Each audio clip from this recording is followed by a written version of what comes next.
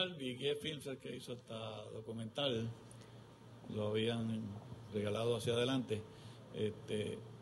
Se hizo en enero del 54, la visita de acreditación fue 1 de marzo del 54. Yo desconozco si don Jaime le mostró esta película a los evaluadores de la escuela, porque él quería enfatizarle la necesidad de hacer una escuela de medicina en Puerto Rico. Esa era la razón principal de hacer este documental. Yo no sé si la enseñó, pero lo interesante es, para ponerle más emoción al asunto, es que el 1 de marzo del 54, mientras él está con los evaluadores en la casa allí en Jardín Botánico, es que ocurre el ataque al Congreso norteamericano por el grupo nacionalista. Y entonces él tuvo que decidir allí mismo si le decía a los evaluadores que había habido un ataque de un grupo de puertorriqueños al Congreso, o dejaba que se marcharan al hotel y se enteraran por las noticias, por la prensa, como fuera. Y don Jaime le dijo en ese momento lo que había ocurrido. Y aparentemente lo que le dijeron fue que esto es una cuestión académica, aquello de los políticos, y la escuela se acreditó en ese mismo año. Se lo daron los muchachos que habían entrado a un experimento, no a una escuela que iba a obtener la acreditación, y ha estado acreditada ininterrumpidamente desde esa época, desde el 54. Así que entiendo que la escuela ha servido bien, y lo que hizo don Jaime pues fue una obra extraordinaria que le sirvió bien a todo el pueblo de Puerto Rico. Así que esa es mi presentación. Yo quiero ahora pues que los reactores, el doctor Andy Gaglioni fue el estudiante, la primera nota de la primera clase de esta escuela de medicina. Después, como ustedes saben, fue más adelante decano, después rector de ciencias médicas cuando se creó con la ley universitaria del 66, entiendo que fue los recintos, y fue amigo personal de don Jaime Benítez hasta que él falleció. Así que el primer rector yo quiero que sea don Adán de Gaglioni. Muy bien, muchas gracias, Quique. Contestando a la pregunta del doctor Vázquez, definitivamente esta película representó quizás el último paso que don Jaime tomó en, yo diría, 15 años, 12 años, para lograr su objetivo de crear una escuela de primer orden en Puerto Rico. Él sí la enseñó al grupo que vino para finalmente decidir la acreditación de la escuela. Digo esto con seguridad porque el profesor Jaskin, profesor de neurología en la Universidad de Pensilvania, a quien yo tuve que rotar por su servicio en años posteriores, en una ocasión me contó lo extraordinaria que le estuvo a ellos la película que le enseñaron en su visita a Puerto Rico, y lo disfrutaron enormemente. Una de las laminillas de Quique tiene un pequeño error, y es que el comité que Jaime Benítez nombró cuando se le nombró rector de la universidad en el 1942, en septiembre, fue una de las primeras iniciativas de don Jaime, bien temprano. Él tenía esto en su mente por muchos años, y este comité empezó a trabajar enseguida y rindió su informe final, me parece que en agosto del 43, bien rápidamente, expresando una actitud favorable a la creación de una escuela de medicina en Puerto Rico. De más está decir que esto fue, como dije al principio, una de las acciones, de las múltiples esfuerzos que don Jaime hizo para lograr esta escuela. La lucha que don Jaime tuvo desde el 1942 al agosto 21 de 1950, que se inicia la escuela, fue una lucha que estoy seguro la mayoría de ustedes conocen. Fue una lucha tenaz. Hubo una oposición tenaz, liderada por la Asociación Médica de Puerto Rico y principalmente por la facultad de la antigua Escuela de Medicina Tropical. Hubo una oposición tenaz. Las historias son dramáticas que uno puede describir. Como dijo Quique, la legislación final se aprobó con una votación muy cerrada. Y ciertamente, desde el primer año que empezó la escuela, don Jaime tenía un temor de que la legislatura pudiera tomar acción negativa y retirarle el financiamiento a la escuela. Así que este esfuerzo, como los otros muchos que don Jaime hizo, fueron condicionados por esta realidad. Don Jaime tuvo una lucha tremenda, se le acusó de todo. La acusación más benigna que se le hizo es que él pretendía destruir una escuela de medicina tropical para crear una escuela tropical de medicina. Con la implicación de que a las 2 de la tarde todos los estudiantes, muchachas y muchachos se reunían para fiestas y bailes y visitas al viejo San Juan, etc. La lucha fue tenaz y aún después de aprobarse la legislación, las historias son también dramáticas porque aún así un número de los facultativos de la Escuela de Medicina Tropical, personas distinguidísimas y personas que, déjeme decirle, don Jaime finalmente se los ganó. Agosto 21 del 1950, hace poco exhibí la fotografía de esa ocasión. La fotografía excluyó, en el otro lado estaba la mayoría de los facultativos de la Escuela de Medicina Tropical, que finalmente don Jaime logró que aceptaran la realidad y colaboraran con la Escuela de Medicina, como hicieron. Hubo 2 o 3 rebeldes, pero eso siempre ocurre. Después que se aprobó la ley, esto es una anécdota que es privada, pero la voy a hacer, un grupo de la Facultad de la Escuela de Medicina solicitaron una cita con el gobernador de Puerto Rico. Y don Luis Muñoz Marín, que estaba un neófito, él se inició en enero del 1949 y esta ley se aprobó en abril o algo así. Así que esta gente fueron donde Muñoz Marín y don Luis los recibió con su cortesía tradicional y escuchó sus propuestas. Y la propuesta que hicieron fue: don Luis, nosotros venimos donde usted a pedirle que usted vete este proyecto de ley para que no ocurra lo que se está contemplando hacer. Nosotros no queremos una escuela de medicina en Puerto Rico, la universidad no puede hacerla, va a ser un fracaso, se está destruyendo una institución que ha dado mucho prestigio a Puerto Rico, que era verdad, la Escuela de Medicina Tropical, y nosotros le rogamos a usted que usted vete ese proyecto. Don Luis bajó su cabeza y le dice: yo lo siento, yo no lo puedo complacer.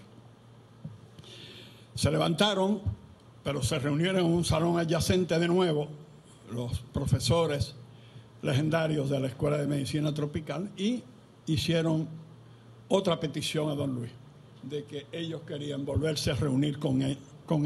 Y don Luis los volvió a recibir esa misma tarde.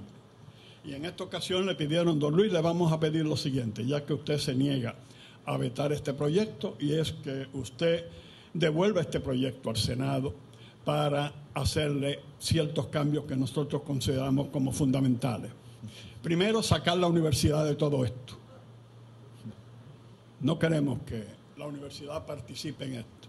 Que el gobierno de la Escuela de Medicina, si se hace, sea la misma junta de gobierno de la Escuela de Medicina Tropical, que se reunían una vez al año y a veces no se reunían. Esa fue la petición que don Luis recibió. Pensó un momento y le dice: yo lo lamento, yo no los puedo complacer. No voy a completar la conversación porque es una cuestión que no es muy conocida, pero la próxima reacción fue que uno de los miembros del comité de la Facultad de Medicina Tropical mandó a don Luis para buen sitio, y no lo voy a decir. La primera vez que un gobernador se inicia en enero y ya en abril lo están mandando para... Esa historia es verídica. Se creó, la Escuela de Medicina se inició y claro, ya la película refleja claramente. Yo creo que esa película fue genial. Como le dije, el doctor Jaskin estaba entusiasta con ella porque demuestra el esfuerzo que se hizo y la calidad de la propuesta y de la institución. ¿Sabe? Contestamos alguna pregunta más tarde. Bien, entonces ahora el profesor y historiador Luis González Vale que reaccione. Él vivió esa época, él estaba en Río Piedra con don Jaime y más adelante en el Consejo de Educación Superior, así que su reacción debe ser bien importante. Sí, déjeme darle algunas vivencias personales. En primer lugar, relacionado con el libretista, que fue don Tomás Hayes, que era el bibliotecario de la Universidad de Puerto Rico.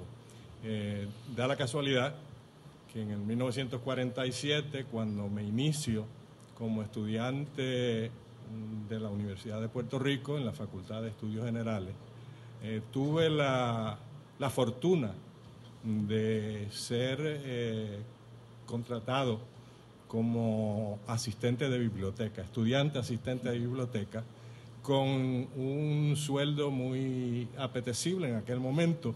Nos pagaban 35 centavos la hora de servicio. Y por los próximos 4 años, pues serví de asistente de biblioteca, años en que Mr. Hayes, como le llamábamos todos, era el bibliotecario general de la Universidad de Puerto Rico.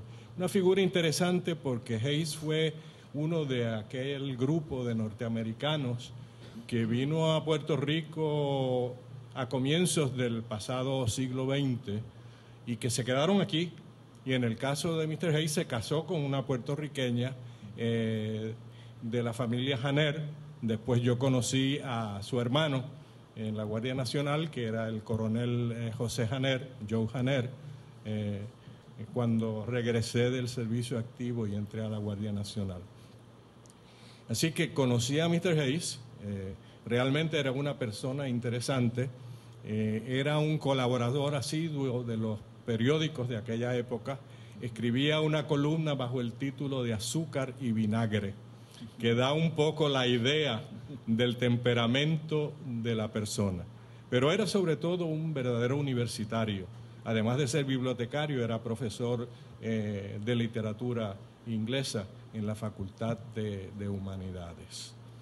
Eso por ese lado de mi vida como estudiante, pero también estuve vinculado en alguna forma directamente con las personas que trabajaron en la Escuela de Medicina Tropical.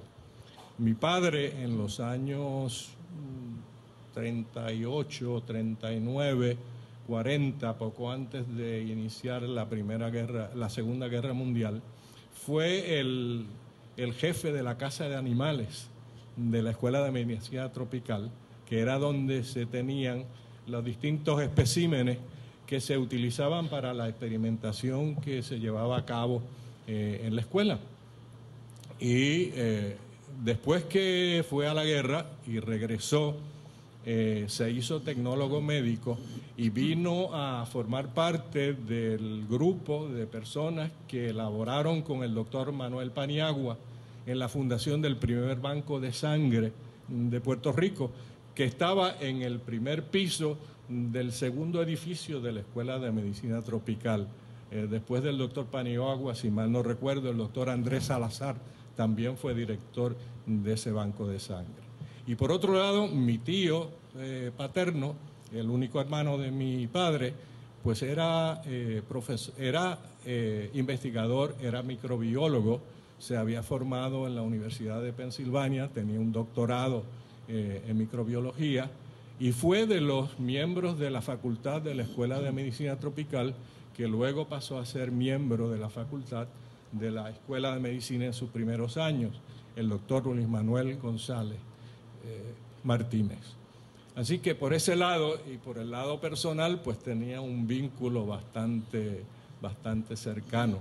El doctor Vázquez Quintana relataba la experiencia de don Jaime cuando le participa al comité de acreditación del LCMI sobre el incidente del tiroteo de los nacionalistas en el Congreso. Da la casualidad que en ese momento yo era oficial del Ejército en servicio activo, me había comisionado en la Universidad de Puerto Rico en 1951, había desfilado en la graduación, entonces se desfilaba con uniforme y da la casualidad que yo me encontraba en Alemania asignado al Regimiento 12 de Infantería de la Guardia de la Cuarta División y yo era el primero y el único oficial puertorriqueño que estaba asignado a esa unidad. Y cuando yo me levanto ese día y cojo el periódico de Stars and Stripes, que era el periódico que nos daba las noticias y veo la noticia, y tuve que caminar de mi apartamento a lo largo de todo el campamento hasta el último edificio en la loma, que era donde estaba la compañía a la cual yo estaba asignado. De más está decir que de ahí en adelante muchos de ellos me decían, hay que tener cuidado con González porque nos puede entrar a tiro. Pero la realidad fue que obviamente fue un incidente que todo el mundo entendió lo que había pasado y no pasó de ahí. Más tarde me incorporé a la universidad y en el año 66, cuando se aprueba la nueva ley universitaria, al cabo de más o menos poco más de un año, me convertí en el primer secretario ejecutivo del entonces Consejo de Educación Superior, que era la Junta de Síndicos de la universidad. Y tuve pues que ver con los procesos sobre la construcción del nuevo edificio del recinto, un proyecto que, si la memoria no me falla, comenzó con un costo aproximado de unos 7 millones de dólares, y al momento en que se terminó y se le entregó a la Escuela de Medicina, el costo había sumado a 14 millones de dólares, porque desde el momento en que se concibe el proyecto hasta que se empieza a construir y hasta que se termina, pues había habido todo esto. Pero siempre hubo una gran voluntad de parte del Consejo de Educación Superior de respaldar la Escuela de Medicina y el trabajo que se estaba realizando. Recuerdo que uno de los argumentos en contra de establecer la Escuela de Medicina era el argumento de que iba a ser una escuela de segunda categoría y que nosotros no podíamos gastarnos el lujo de tener una escuela de segunda categoría. Y en ese sentido, don Jaime siempre fue muy claro en decir que la Escuela de Medicina iba a ser una escuela de primer orden y una escuela de la cual todos los puertorriqueños podíamos sentirnos orgullosos. Y efectivamente, el logro de la acreditación, antes de que se pusieran la toga y el birrete Adán y todos los miembros de la primera clase, fue el mayor mentiz a aquellos que habían argumentado que la Escuela de Medicina no debía establecerse aquí porque no iba a ser una buena escuela de medicina. Y déjeme decirle que entre los opositores había una persona de muchísimo peso, que era el entonces director de la Escuela de Medicina Tropical, el doctor Pablo Morales Otero. Así que con ese tipo de oposición, don Jaime tuvo que hacer frente a ella y, como dijo Adán muy bien, a la larga logró convencer a una buena parte de la facultad de la Escuela de Medicina Tropical para que se incorporase a la facultad inicial de la Escuela de Medicina, y después muchos de los que se habían apartado a la larga volvieron y se unieron y ayudaron a que la Escuela de Medicina siguiera siendo lo que es hoy día. Así que esas son algunas impresiones. Yo creo que el documental es muy importante porque reflejó una situación de salud en el Puerto Rico de fines de los años 40, principios del 50, que hoy día para muchos nos parece que no puede ser.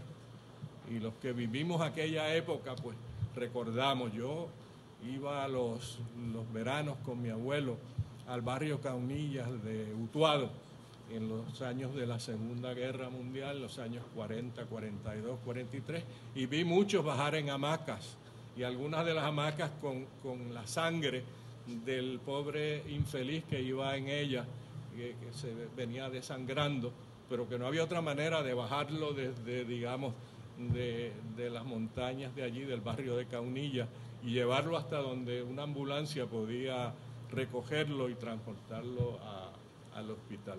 Y esa era la vida del Puerto Rico de aquel entonces, y esa vida fue la que realmente se fue transformando dramáticamente como consecuencia de tener una escuela de medicina y de poder preparar los médicos que Puerto Rico necesitaba para poder mejorar la condición general de salud del pueblo puertorriqueño.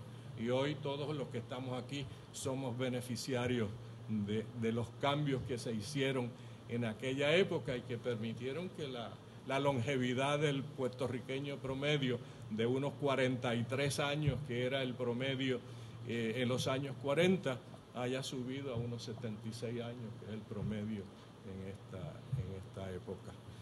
Y lo dejo ahí y después hablaremos más si Dios quiere. Muy bien, entonces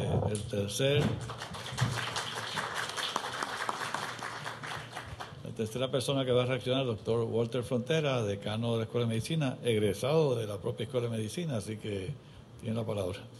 Muchas gracias.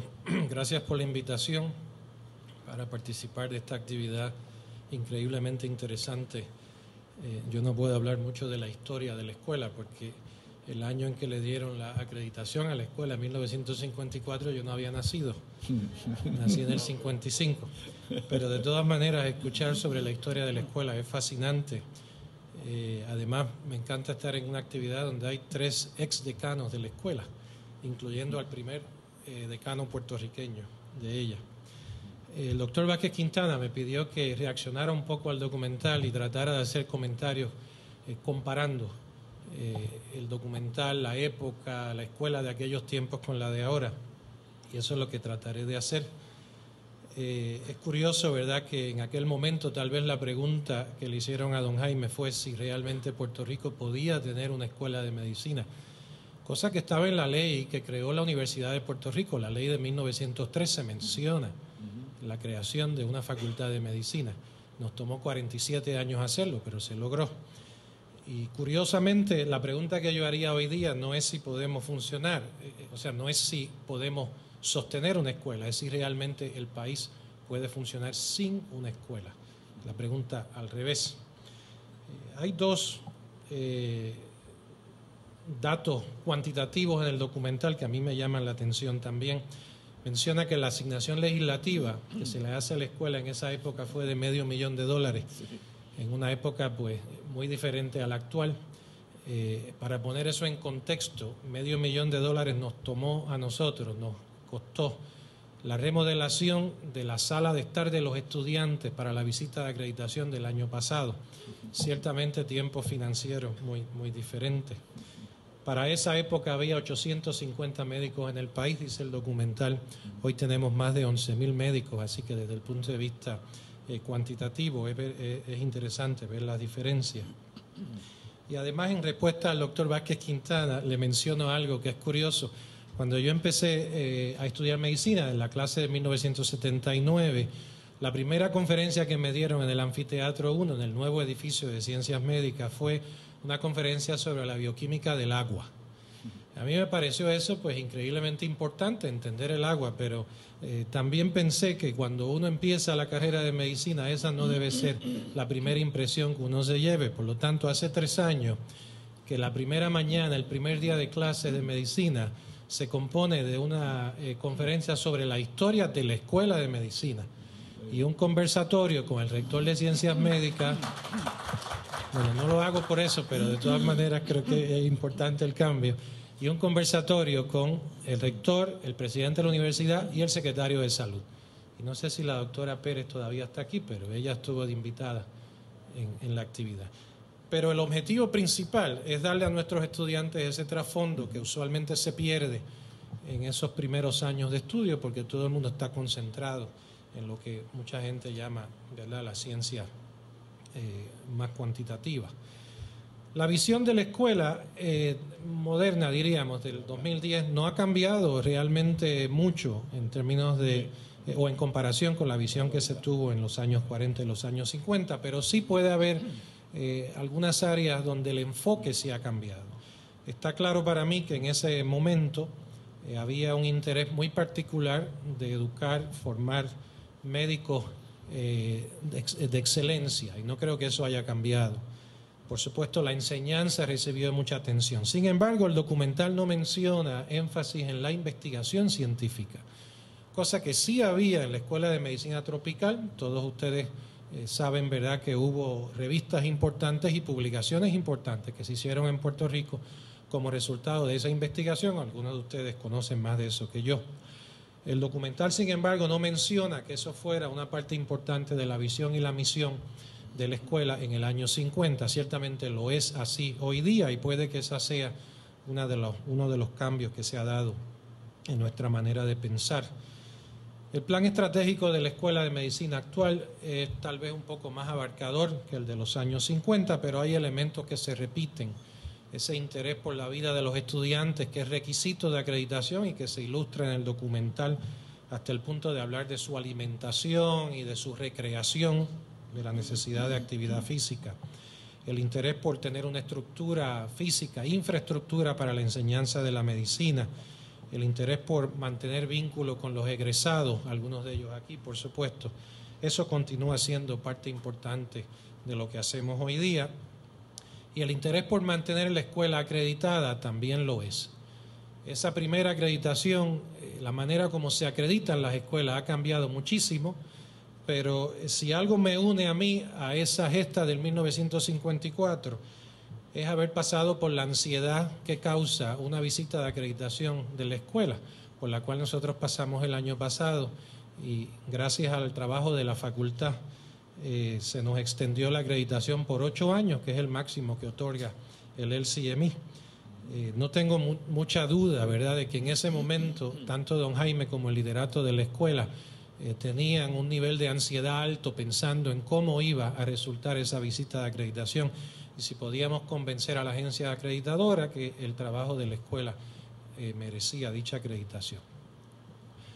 Ha habido muchos cambios en otros aspectos. Por supuesto, en esa época pues se admitieron a la escuela 50 estudiantes, hoy día se admiten entre 110 y 120 y el total de estudiantes que tenemos hoy día sobrepasa los 400. Es curioso que el AAMC nos está pidiendo a las escuelas de medicina que aumentemos el número de estudiantes por año, cosa que yo no considero realista en nuestra situación. Claro, ellos lo piden porque están proyectando una escasez de médicos en Estados Unidos.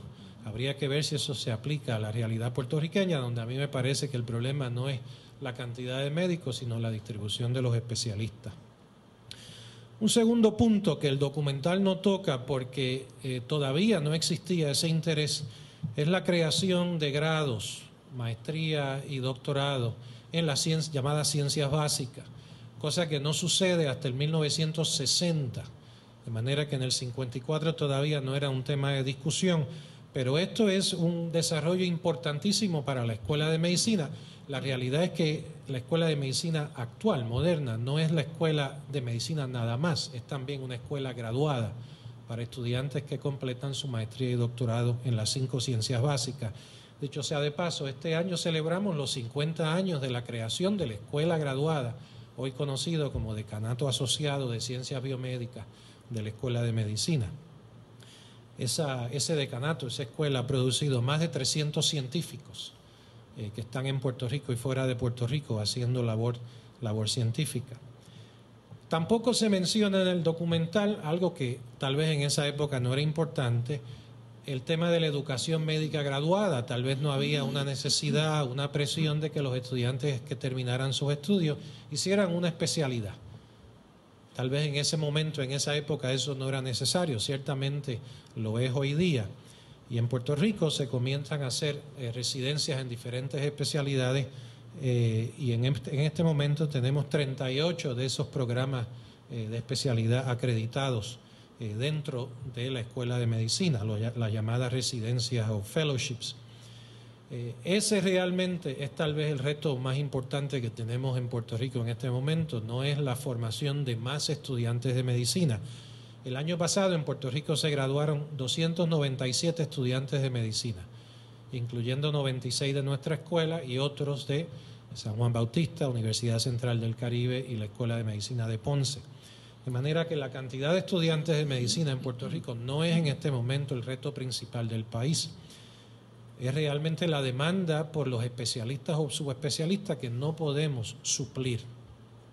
Y eso es así porque, contrario a la apertura de nuevas escuelas de medicina, los programas de educación médica graduada han cerrado, no se han expandido, no solamente en términos del número de programas, sino del número de residentes por programa. Resulta, en el futuro cercano, creo yo, esto el reto mayor que nosotros tenemos en la escuela. Y aquí la limitación principal, nuevamente, no es la escuela, no es la estructura de la escuela, sino los talleres clínicos. Talleres donde por obligación el médico tiene que terminar su formación. Es conocido por ustedes que terminar hoy día los 4 años de medicina, tengo que tener cuidado de cómo lo voy a decir, pero realmente no es un premio muy grande porque es poco lo que uno puede hacer con el diploma. Por supuesto, uno se siente contento y orgulloso, pero la realidad es que en el sistema de salud que trabajamos es solamente una parte de la formación del médico. Y hay una presión enorme porque continuemos los estudios después de esos 4 años fundamentales. Tal vez la ley nueva de centros médicos académicos regionales sea la manera de resolver el problema de los talleres clínicos, que repito, es lo que yo pienso que es nuestro escollo principal. Hay otros retos importantes en la escuela de medicina de ahora en comparación con la de los años 50. Hay un reto importante en el manejo de currículo porque hay una explosión impresionante en la información que se publica en las revistas, en los libros de texto en medicina. Claro, explosión de información, no necesariamente de conocimiento y de sabiduría, pero información que hay que digerir. Además tenemos un reto importante que es por el cual nos reunimos hoy y hacemos cosas como la Academia de Humanidades Médicas, que es la introducción en el currículo de un componente importante de humanismo y profesionalismo, que no es que no haya existido antes, es que tenemos que darle una exposición mucho mayor que la que se le ha dado en las últimas 2 o 3 décadas. Tenemos un reto importante de volumen de servicio. La Escuela de Medicina está de una manera íntimamente relacionada, de una manera bien estrecha, valga la redundancia, con el sistema de salud de la isla. El sistema de salud nos impone a la Escuela de Medicina una serie de condiciones. Sistema de salud tanto público como privado. Y nosotros nos vemos en la obligación de responder a ese reto, ¿verdad? El volumen de servicio que se brinda en los talleres clínicos es enorme. Y realmente en algunos lugares de enseñanza va en detrimento de la enseñanza y de la investigación. Un conflicto que tenemos que aprender a manejar y que debemos atender en los años venideros. También están los retos tecnológicos. La enseñanza moderna requiere que integremos al proceso formativo toda la tecnología que hay a la disposición nuestra, ¿verdad? Los estudiantes de medicina hoy día se quieren comunicar a través de cosas como WebCT y Facebook y Twitter y todo ese tipo de palabras que no existía hace 20 años, por lo menos cuando yo estudié no sabíamos lo que eso significaba. Pero no debemos subestimar que eso pueden ser modalidades importantes para llegar a los estudiantes que están en la Escuela de Medicina en este momento. Tenemos retos financieros de los cuales no vale la pena mucho hablar porque uno viene a estas cosas para escaparse de los retos que hay en la oficina con el manejo del presupuesto, ¿verdad? Pero vale la pena decir, ¿verdad?, que recientemente hemos tenido que analizar cuánto cuesta la formación de un estudiante de medicina, por lo menos los primeros 4 años. Y la cifra a la que hemos llegado, que para mí es una cifra muy conservadora, es de $70,000 por año. Multiplicado por 4, pues son cerca de $300,000, mientras que la matrícula que nuestros estudiantes pagan en la Escuela de Medicina apenas llega a los $32,000 por los 4 años. Esa cifra aún me parece muy alta. Cuando yo estudié medicina pagué $500 al año por estudiar medicina. Con $2,000 terminé mi carrera. Por lo que hay que agradecerle muchísimo a todo aquel que se le ocurrió hacerlo de esa manera.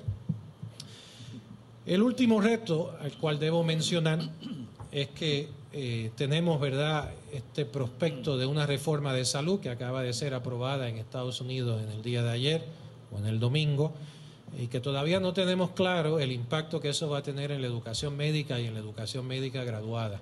Hay 2 o 3 elementos de esa reforma que sí pudieran tener un impacto importante y creo que tal vez hay que esperar para evaluarlo, pero uno de ellos tiene que ver con educación médica graduada, el tema que realmente nos afecta mucho en Puerto Rico. Para concluir, me llama muchísimo la atención, volviendo ya al ambiente clínico, ¿verdad?, el cuadro al cual se referían los otros panelistas, cuadro clínico que se vivía en los años 50, en los años 60, ha cambiado muchísimo, y en Puerto Rico hoy día el reto importante en la práctica de la medicina no son las enfermedades infecciosas o agudas, pues son más bien las enfermedades crónicas. Claro, esto no es diferente a lo que se ve en muchos países en el mundo, pero la pregunta que nosotros nos hacemos es si estamos formando un médico preparado para ese tipo de epidemiología clínica, si estamos realmente formando los médicos que van a practicar medicina, atender a la población, conscientes de que esos son los problemas de salud del futuro. Nuevamente, atención al currículo con temas como prevención. Así que, nuevamente, muchísimas gracias por la oportunidad de comentar sobre el documental y gracias a ustedes por la atención prestada.